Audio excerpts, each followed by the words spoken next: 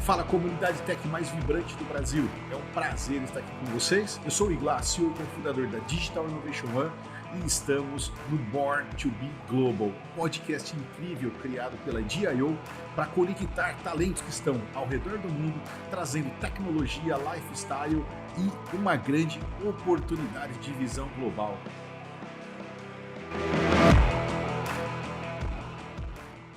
Eu estou aqui com Gustavinho. Fala, Gustavinho. É um prazer estar sempre com você aqui, garoto. Fala, pessoal. Sejam todos bem-vindos novamente a mais um episódio. Eu sou o Gustavo Pereira, CTO aqui da DIO.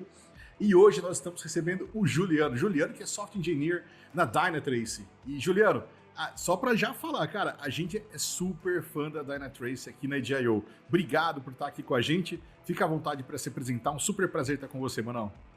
Aoba, vocês estão bom? Bom, primeiramente, Igla e Gustavinho, eu que agradeço a oportunidade. Sou fã de vocês desde sempre e, puta, que massa bater esse papo aqui com vocês. Estou feliz demais. Como o Igla falou, eu sou Software Engineer, mas eu trabalhei em Araraquara com o Gustavinho, trabalhei também com o Igla, não diretamente com o Igla, com o Gustavinho eu trabalhei acho que mais diretamente, porque eu abri incidente para ele ficava pistola comigo. Épocas boas, né? E hoje eu trabalho na Áustria, na Dynatrace. O Igla falou do produto, o produto é bem legal, muito bom. Eu sou fã do produto, mas eu sou meio... eu sou meio enviesado, né? Show de bola, bacana. Ô Juliano, já compartilhando, né? A gente fala muito aqui de lifestyle e principalmente... Poxa, Born to be Global, né? E você realmente olhar com um viés para o mundo. Por que a Áustria? Igla, na verdade, eu acho que... Eu converso sempre isso com a minha esposa. Eu acho que a Áustria que escolheu a gente, não foi a gente que escolheu a Áustria. Só contando um pouco da trajetória, quando a gente saiu do Brasil, a gente tinha um apartamento, tinha carro, moto, tinha uma vida legal. Minha esposa era funcionária pública, eu estava na HP, ok. Vamos ter filho? Vamos. Só que se a gente tiver filho, a gente vai ficar aqui e vai ser muito mais difícil de sair fora, né? E a gente sempre quis ter essa experiência de morar fora e tal. Então vamos meter o louco. Vendemos apartamento, vendemos carro, vendemos tudo. Compramos um curso de inglês na Irlanda e fomos para a Irlanda. A gente ficou 1 ano e 2 meses lá na Irlanda. E aí eu comecei a procurar emprego, a gente sabia que a gente não queria voltar para o Brasil, mesmo porque na Irlanda eu não trabalhei na área de TI. E aí eu comecei a aplicar para vagas em Portugal. Então assim, eu não sei exatamente legalmente, mas o que eu escuto falar é que em Portugal, se você tem uma oferta de trabalho, é muito mais fácil de você pegar o visto de trabalho. Então eu foquei para lá e falei, não, vai ser Portugal, e aí comecei a aplicar acho que eu apliquei para umas 70 vagas em Portugal. Uau! E uma vaga na Áustria. Que loucura, que massa. E aí quando a recrutadora me ligou, falou, você aplicou para uma vaga aqui na Dynatrace, na Áustria? Eu falei, apliquei. Também, né? Na verdade, eu nem lembrava que eu tinha aplicado para essa vaga na Áustria. E a hora que eu desliguei o telefone com a recrutadora, eu falei, bom, deixa eu dar um Google aqui na Áustria. Aí que eu fui ver que era aonde era. Eu sabia que era na Europa, mas não sabia exatamente aonde. E fui descobrir que falava alemão. E aí, eita pô, e agora? Incrível. E você pode falar um pouquinho da sua jornada pra gente? Desde do início com o desenvolvimento de software, até você realmente passar a chegar na Dynatrace? Sim, vamos lá. Bom, primeiramente, eu cresci jogando basquete, né? Dos 8 aos 18, eu joguei basquete, aí chegou na hora de fazer faculdade, que eu vou fazer? Eu vou ser professor de educação física. Eu entrei na UFSCar, falei, bom, vou ser professor. Faculdade de educação física, 1 ano, falei, não é isso que eu quero pra minha vida, gente. Só que eu tava na UFSCar, né? Aí falei, putz, e agora? Não vou largar a UFSCar, vou formar, uma puta faculdade e tal. Aí me formei em educação física, acabou a graduação, falei, putz, e agora? Não é isso que eu quero, não quero trabalhar com isso, né? Não quero ser professor. Aí o Instituto Federal abriu aí em Araraquara, bem na época que eu estava terminando a graduação, acho que tinha 1 ano, 2 anos, bem recente.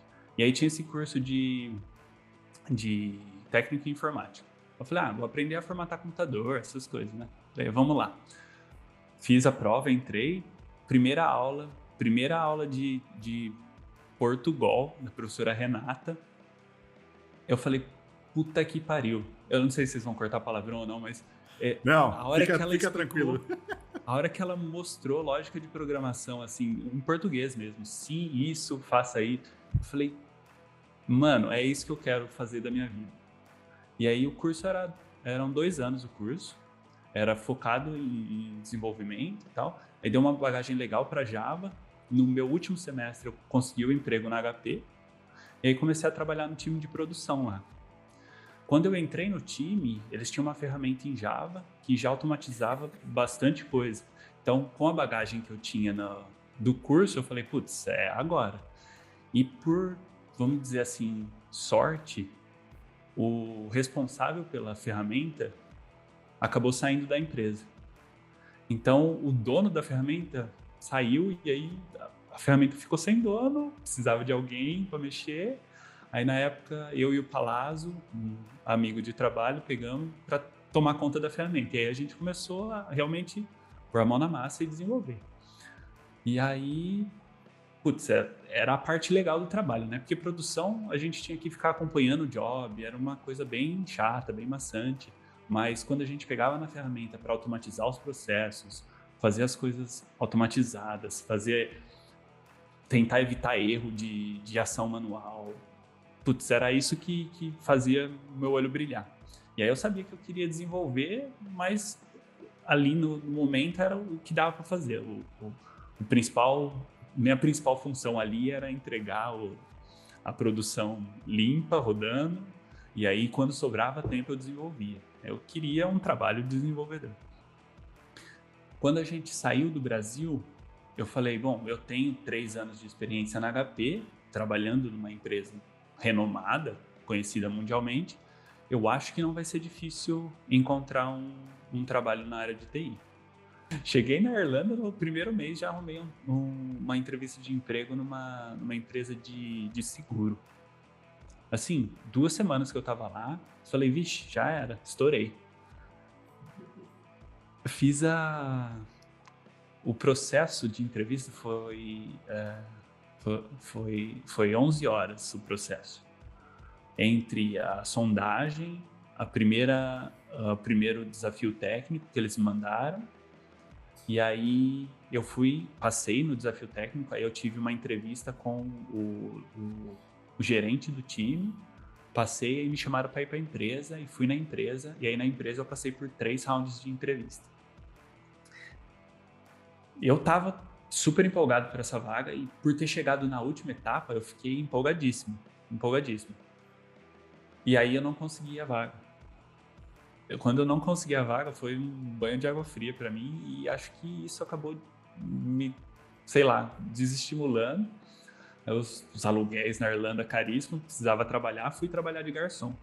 Comecei a trabalhar de garçom lá e fiquei a vida lá trabalhando de garçom, 1 ano trabalhando de garçom. E aí falei, não, preciso voltar para a área. E aí acabei achando trabalho na Dynatrace.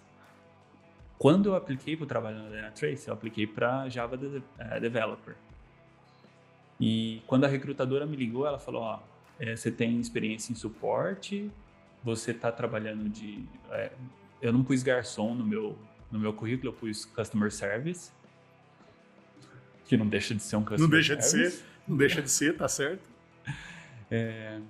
Ela falou, você tem experiência em suporte, você tem experiência com cliente, e a gente tem uma vaga aqui para trabalhar no nosso time, chama Dynatrace One, que basicamente a gente faz o treinamento dos clientes e responde o chat. É como se fosse um suporte, mas não mexe com a parte técnica, infelizmente. Fiz a entrevista, gostaram de mim, passei, entrei, comecei a trabalhar, eu falei, Jesus, gente, não é isso que eu quero. Não quero ficar aqui respondendo chat. E era muito chat. E E aí a gente fazia ligação. Né? Muito, nossa. Aí deu um ano e meio que eu tava no time, eu achei uma vaga na parte de R&D, que mexe com desenvolvimento. E aí falei, bom, eu consigo aplicar internamente? Consegue sim, faz o processo. Aí fiz o processo, gostaram de mim, e aí eu comecei realmente a trabalhar como software engineer. E aí, que agora faz 2 anos, 1 ano e pouco, que eu tô acordo pra trabalhar feliz, assim, sabe? Resumidamente é isso. E eu falei sensacional. Bastante. Não, sensacional, Juliano. E, Juliano, acho que Dynatrace é conhecido por um público, mas tem muitas pessoas que não conhecem. Se puder dar um overview do que é, falar aí um pouco mais também, dar alguns big numbers para todo mundo entender também, tipo assim, qual que é o tamanho da aplicação que você trabalha, eu acho que seria sensacional também o pessoal entender o contexto e ver também o quão big vocês são, né? Que a gente sabe aqui, mas acho que é legal todo mundo ficar na mesma página. Legal. Eu não tenho tantos números assim, mas eu consigo passar algumas coisas que já são... que dá para o pessoal ter uma noção. Bom, a Dynatrace é uma empresa que tem um produto. Então, acho que a gente passou 3 mil funcionários. Agora está num crescimento de contratação monstruoso. Quando eu entrei 3 anos atrás, eles estavam batendo 1.000. Então, tipo, tá crescendo monstruosamente. Mas vamos lá. Todo mundo trabalhando nesse mesmo produto, e a Dynatrace, ela começou no meio de monitoramento de aplicação. Então, você instala a Dynatrace no seu servidor, na sua aplicação, e ela começa a monitorar aquilo e te dá vários dados. E aí você consegue pegar coisas, por exemplo, desde da jornada do usuário, se você tiver um front-end lá, e aí você está monitorando o front-end, até por exemplo, vamos supor que você tem um front-end em Java. Ou não, seu front-end está conversando com um back-end em Java. Você consegue sair do clique do comprar lá, por exemplo, até o método Java que aquele botãozinho comprar está desencadeando. Então tem cliente monstruoso, tipo Walmart, tipo Toyota, Tesla.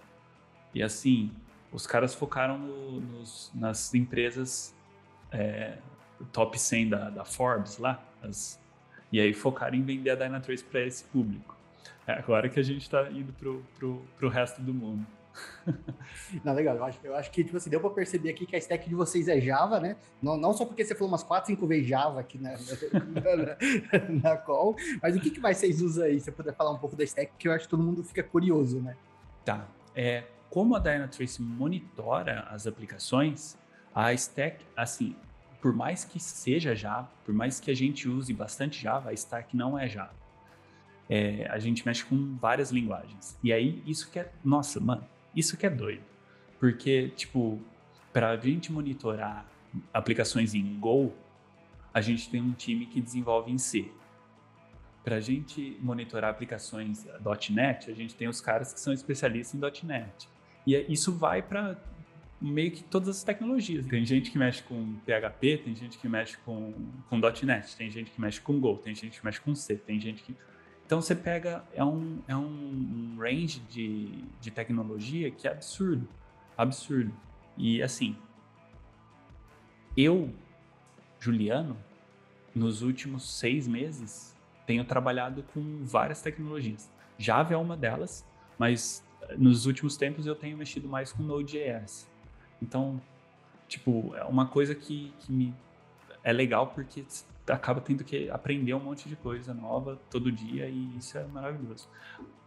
Além dessas tecnologias, claro, a gente tem usado Kubernetes, Docker, tem Jenkins, o que mais de ferramental assim que é famoso. Acho que é isso, se eu for lembrando eu vou falar. Boa. Ô Juliano, e aí eu acho que, poxa, você despertou em mim uma super curiosidade, área de R&D, né? Todo mundo quer trabalhar com inovação, todo mundo quer trabalhar com não só com evolução de produtos, mas de forma disruptiva, né? Como criar algo novo do zero. Como é trabalhar na área de R&D da Dynatrace? Igla, falar para você que acho que nos meus melhores sonhos de carreira, assim, eu nunca imaginei trabalhar no time que eu trabalho hoje. Eu não estou exatamente no time de pesquisa. A Dynatrace tem um time de pesquisa que eles estão bem ligados com universidades espalhadas pela Áustria toda, mas o meu time, ele trabalha diretamente com os Product Managers e com os, posso dizer com os arquitetos também. E, por exemplo, recentemente, nos últimos meses eu tenho trabalhado com OpenTelemetry. Para quem não conhece, OpenTelemetry é um projeto open source que você consegue gerar trace, métricas e logs. E é uma stack open source que tem uma comunidade monstruosa, também é mantido pela CNCF, que é a mesma que mantém o projeto do Kubernetes. E a Dynatrace quer entrar nesse mercado para ingerir as coisas que são geradas pelo open source da OpenTelemetry. Então, nos últimos, vamos por 9 meses, aí, esse ano inteiro. Nos últimos 9 meses eu tenho trabalhado a gente precisa de uma aplicação Node fazendo uma call para um banco de dados Mongo e para gerar um sample que a gente precisa ver como que esses dados estão chegando para a gente ingerir na Dynatrace. Aí beleza, aí primeiro eu faço a aplicação. Aí os caras, enquanto eu estou fazendo a aplicação, os caras estão desenvolvendo a feature que vai ingerir isso. Aí beleza, aí eles lançam a feature, aí eu boto a aplicação, faço o deploy da Dynatrace, vejo se está funcionando. Ah, beleza, está funcionando. Ou não está funcionando. Ó, aqui tá com tal problema. E assim a gente... eu meio que... Hoje eu trabalho com aplicações samples. Então eu fico fazendo vários Hello Worlds em várias línguas. E é massa porque eu tenho a oportunidade de conhecer várias tecnologias. Claro que tem o downside, como que é o ponto negativo, que é de eu acabar não me aprofundando muito em uma tecnologia específica. Mas eu posso dizer que eu me aprofundei em OpenTelemetry. Então eu sei mexer com OpenTelemetry em Python, em C, em .NET, em Node, que é JavaScript, em Java. Incrível. Sabe? É doido. É isso que eu falo, a gente fala muito aqui, né, Gustavo, para todo o time, né? Ser poliglota é importante, né? Às vezes a gente vê um time que está só focado em conhecer uma tecnologia e que aquela tecnologia ele agarra e defende aquela tecnologia, quando na verdade você tem que saber pensamento computacional, né? Você tem que saber entender cada problema e saber qual a melhor linguagem para implementar aquilo, né, Gustavo? E o conhecimento poliglota é importantíssimo, né? Eu acho que ainda mais quando você pensa que a gente está num mundo globalizado, com diversas linguagens, tecnologias, cada uma com seu propósito, né? Node veio por um propósito, Go veio por outro, Java veio por outro. Então, tipo assim, ainda mais você pensando no caso da Dynatrace, você precisa pensar em, igual o Juliano falou, tipo assim, tem aplicações feitas de tudo quanto é gosto, de tudo quanto é jeito, e a responsabilidade do produto é saber monitorar isso. Então, você precisa chegar nesse momento e tudo mais, né? Sim. E isso é muito louco. Eu nem imagino que a Tesla usa nos carros, mas imagina, só de você pensar que talvez, eu não sei se a Tesla está fazendo a instalação da Dynatrace nos carros, mas imagina que doido isso, você trabalhar num produto que os caras instalam no carro, é fantástico. Tem uma curiosidade aí, Juliano, que eu acho que vem, tipo assim, essas ferramentas de monitoramento, igual a Dynatrace, né? O quão diferente é você pensar que você está construindo uma ferramenta para monitorar outras aplicações, inclusive eu acredito que a própria aplicação é de vocês, então acaba entrando num looping, tipo assim, que vocês têm que garantir tudo quanto é. Então, tipo assim, eu acredito que tenha desde aplicações de terceiro, aplicações de vocês, e aí vocês também precisam de ter essa camada de monitoramento em diversas clouds, acredito eu. Não sei se você puder também falar um pouco do que vocês utilizam aí de cloud, ou não, é on-premise, a gente faz tudo dentro de casa, casa? Como que funciona esse dia a dia de monitorar aplicações de outras empresas e também a sua própria empresa, monitorar a sua própria aplicação? Mas isso é uma coisa também legal, que a gente tem um lema que é o beba o próprio champanhe. Bem austríaco mesmo. Então, sim, nossas aplicações são monitoradas com a Dynatrace. E tem um ponto, Gustavinho, no que você falou, eu estava pensando aqui, que também é legal ressaltar que a gente tem que fazer tudo isso pensando como o pessoal está usando a Dynatrace para performance. A gente não pode impactar na performance dos caras. Então, a gente tem que monitorar inúmeras tecnologias, vários stacks diferentes, sem impactar em response time, em consumo de memória, de CPU, essas coisas. Claro que sempre tem um overhead, não tem como, mas a gente tenta manter esse overhead no mínimo possível. Quando eu entrei na Dynatrace, a única opção de deploy do SaaS, que é o Software as a Service, era via AWS. Mas a gente está para lançar agora, eu acho que já é público, para Azure. Então, os clientes vão poder escolher em qual cloud que eles vão fazer o deploy do SaaS da Dynatrace. Mas a gente tem muito cliente que é managed, que é o gerenciado, né? É on-premises. Então, a pessoa compra o produto, compra a Dynatrace, né? Assina um contrato lá de anual, não sei. E aí ela instala a aplicação no servidor dela, nas máquinas dela. Ela que é responsável por memória, CPU, toda a parte de hardware é dela. Ou a pessoa vai e simplesmente contrata o SaaS, e aí a gente dá um tenant, um inquilino para ela. E aí ela tem uma URL, ela faz o deploy do instalador lá da Dynatrace na aplicação, e esse componente da Dynatrace vai mandar os dados que são coletados para esse tenant. É difícil quando você aprende os termos em inglês, aí você fala, Jesus. Como que eu vou passar isso para português? Boa. Ô, Juliano, e assim, acho que uma curiosidade que toda a comunidade tech aqui no Brasil tem muito sobre os processos de entrevista, né? Qual que é o nível de inglês, ou fiz algum exercício prático, teve entrega de projeto, como que o tecnologista ou a tecnologista, né, o líder técnico, o hiring manager, me tratou durante o processo, quantas fases, quantos meses. O que você pode compartilhar com a gente de experiência e dar aquela dica matadora do processo? Maravilha, Glá. Bom, a primeira dica que eu dou é exatamente o que eu fiz. Tenta. Porque assim, você só precisa de um sim. Uma coisa que me impactou bastante foi o meu primeiro não. Principalmente porque foi um processo que foi bem longo. Foram 11 horas, assim, no total, né? E a parte técnica mesmo, eu passei. Então, eu fui para a entrevista final achando que ia ser mais um bate-papo para eu passar. Para falar, não, beleza, a gente gostou de você, a gente vai te contratar. Quando, na verdade, não. Eu fiz várias entrevistas, e aí a dica para quem realmente quer trabalhar fora, que eu digo você quer ser desenvolvedor? Você tem experiência em uma linguagem que você quer tentar? Procura vagas em empresas que você gostaria de trabalhar, ou empresas que têm essa vaga que você está procurando disponível, e aplica. A primeira, talvez, depende, às vezes você passa na primeira, e aí beleza, passou. Mas você pode falhar na primeira.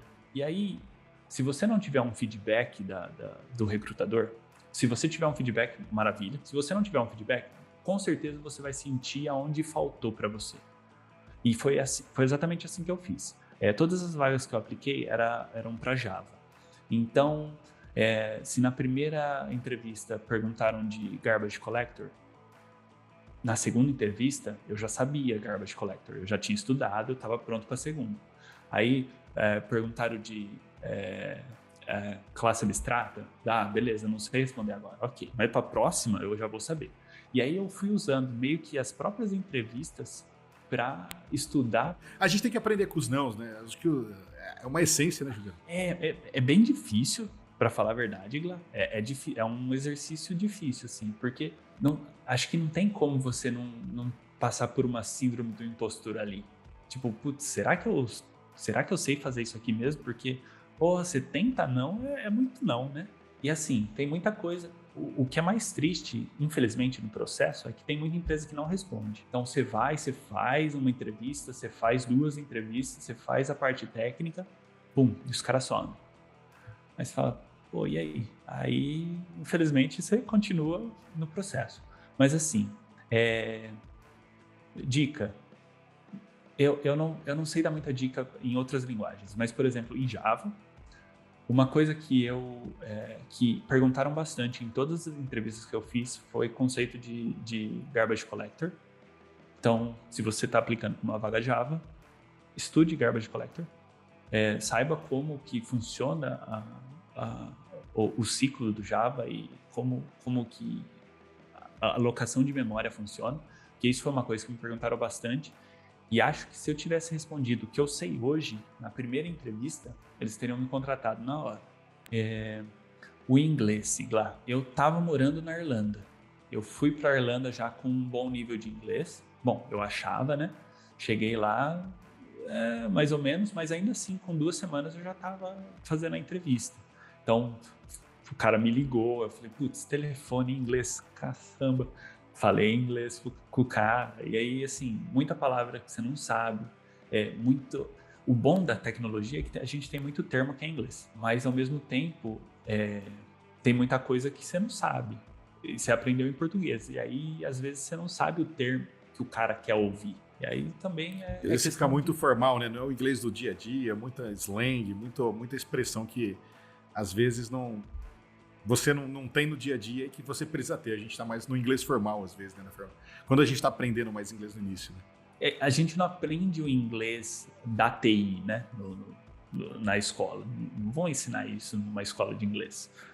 Então, infelizmente, a gente tem que acabar assistindo vídeo em inglês do pessoal falando.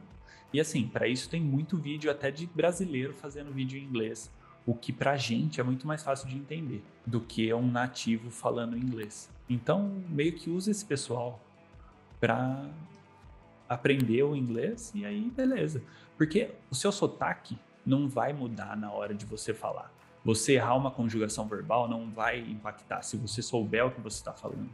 Então, perde o medo de falar e fala. Eu uso has e have em lugar errado até hoje, mas segue o baile. Tá entendendo o que eu tô falando? Eu não tô nem aí, não. Legal. Bom, a gente fala muito, né, que o indiano, por exemplo, ele aprende inglês para se profissionalizar e para conseguir se comunicar e não tá muito ligando para toda pronúncia, utilização de verbo, mas ele tá se comunicando e as pessoas do tratam inteiro. O brasileiro ele quer fazer o inglês perfeito muitas vezes, né? O gringo vem pra cá e ele sempre fala, né? Eu vai, então, tipo assim, a gente super ajuda. Então, tipo assim, uma cultura fora também é normal, né? País, pessoas de outra aí nacionalidade ajudar as pessoas mesmo você conjugando errado, né? E aos poucos também você vai construindo, né? Conforme você vai praticando mais, você vai estudando e começando a falar o inglês mais adequado. Mas perder esse medo inicial é importante, né? Sim, dá a cara um pouquinho, é bem importante, Legal. E, Juliano, quando você entrou, tipo assim, que o que é legal da sua trajetória é que você passou não só por trabalhar em tecnologia, mas também você trabalhou como customer service, né? E qual que foi o primeiro embalo da cultura que você sentiu? Tipo assim, que é diferente do brasileiro, tipo assim, no mercado de trabalho, assim, que você começou, nossa, isso é diferente, onde também te ajudou, que você falou assim, brasileiro acaba sendo... O fato de eu ser brasileiro me ajudou e contribuiu isso na minha carreira, se puder contribuir, pessoal. Acho que a gente sempre tem essa síndrome do impostor aqui dizendo, brasileiro nunca é bom, a gente é menor do que muitas das outras nacionalidades, mas muitas vezes a gente conversa com o pessoal e acaba não sendo verdade, né? O que você sentiu e viu disso daí? Eu acho que se você é brasileiro e acha que você é menor, você tá errado. Eu acho que o brasileiro é muito valorizado aqui fora. A gente é trabalhador, né? A gente bota a mão na massa. E a gente tem meio que esse negócio americano de workaholic. Uma coisa que foi bem impactante num ponto bom para mim, e eu amo a Áustria, eu quero viver aqui para sempre, é o ritmo de vida dos caras. Então, os caras consideram demais o work-life balance, balanço de vida-trabalho. Sexta-feira, 2h da tarde, não tem ninguém no escritório. Foi todo mundo embora. A carga horária de trabalho normal é 38 horas e meia por semana. O meu contrato ele tem um adendo que dá 40,8 horas. Mas, tipo, o que a gente faz normalmente? Em vez de trabalhar 8 horas por dia, eu trabalho 8 horas e meia por dia. Na sexta-feira eu saio mais cedo. Ponto. Fechado. Não devo hora, não faço hora extra. E assim, não é um empecilho. É bem visto.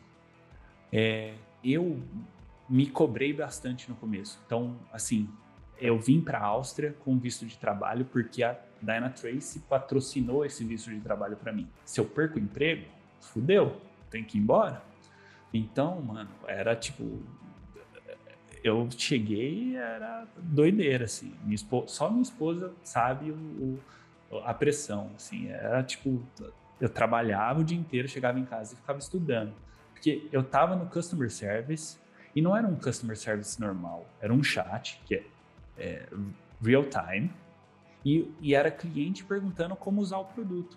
Mano, eu acabei de chegar aqui, é meu primeiro emprego formal em inglês. Eu trabalhava em restaurante, eu servia comida, então eu não tava aprendendo inglês de trabalho, era ali, os bêbados da Irlanda e eu servindo comida pros caras. Bêbado porque eu trabalhava na madrugada fechando o restaurante, então eram os bêbados que saíam da balada e iam lá pro restaurante.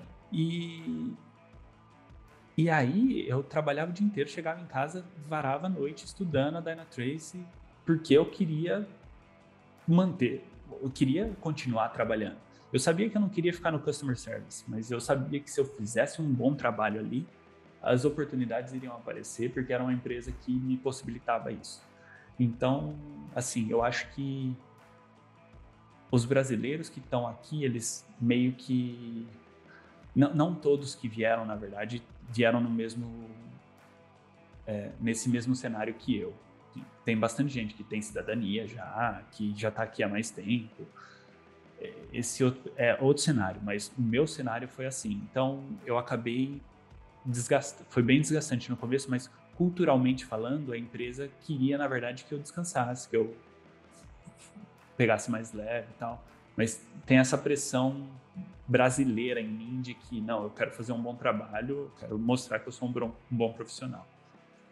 Incrível. E aí você falou de uma parte, Leandro, muito incrível, né? Aí sobre lifestyle, balanço entre a expectativa aí de trabalho, a sua determinação que você tem para trabalhar e também a busca da cultura da Áustria sobre balanço de vida, né, da sua vida. Cara, e você tá num lugar que você tem aí no norte Alemanha, República Tcheca, no sul você tem Hungria, deu 2 passinhos, você tá aí na Suíça, na Itália.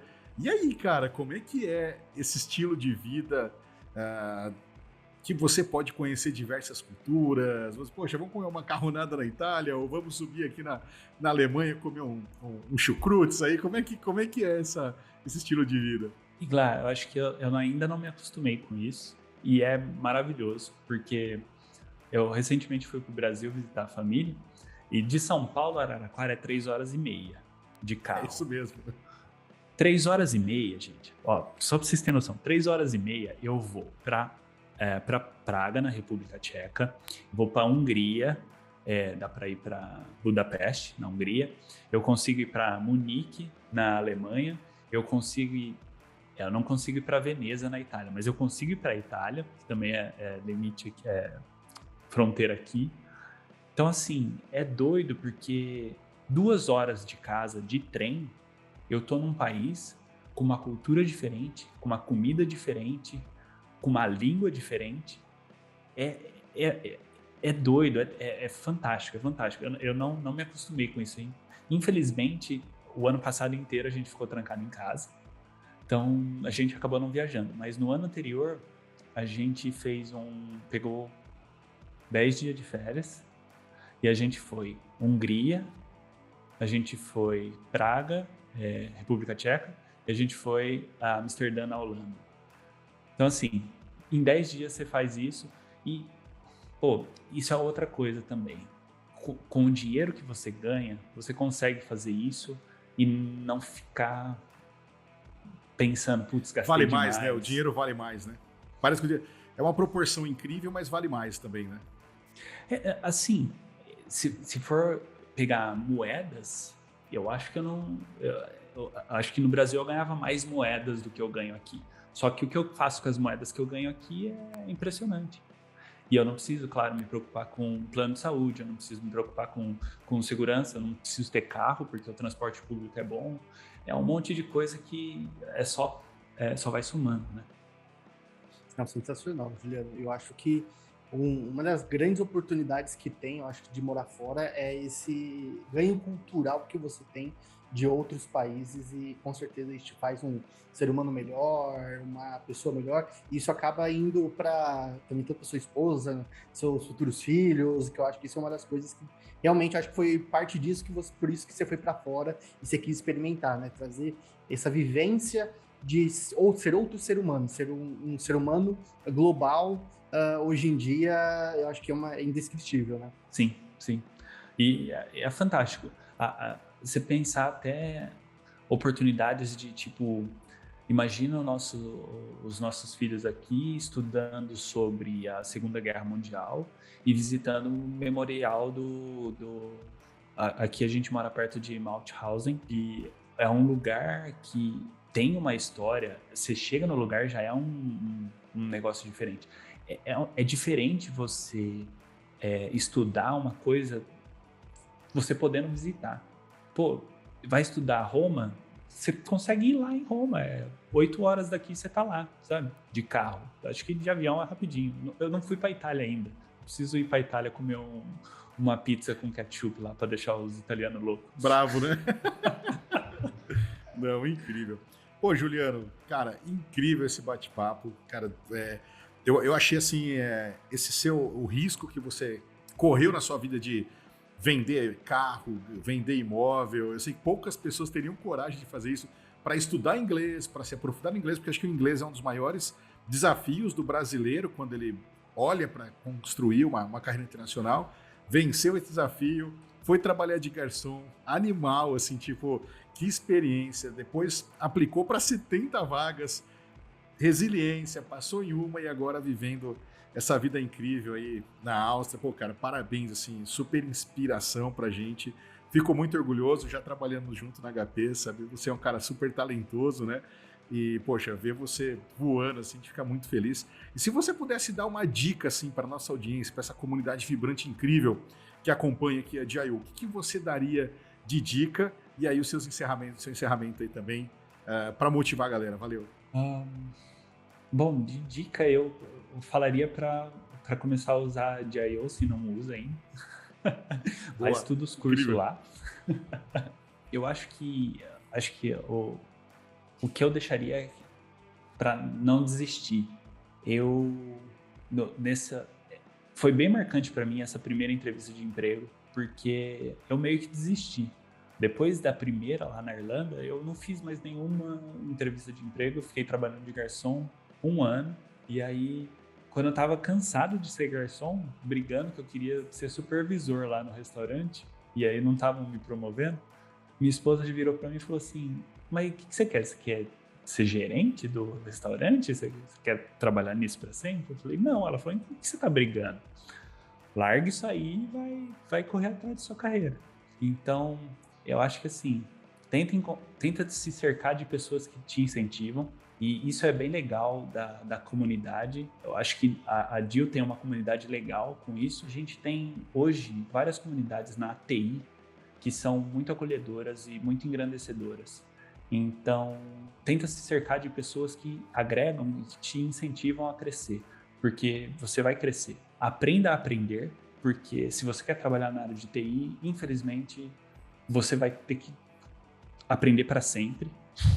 Acho que não infelizmente, né? Felizmente, é legal, é bom. Felizmente, nunca estático. Sim, você está sempre evoluindo e está sempre aprendendo.